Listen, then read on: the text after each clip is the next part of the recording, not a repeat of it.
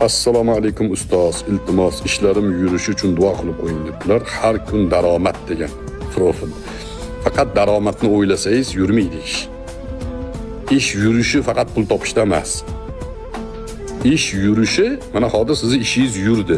Shuncha izohlarning ichida aynan siznikini o'qidim. Bu sizniki yurdi ishingiz ya'ni.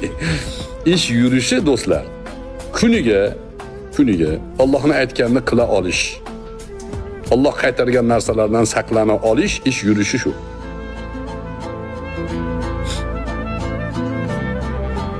Odamlar pul topishligini ishim yurish deb o'ylaydi. Yo'q, emas.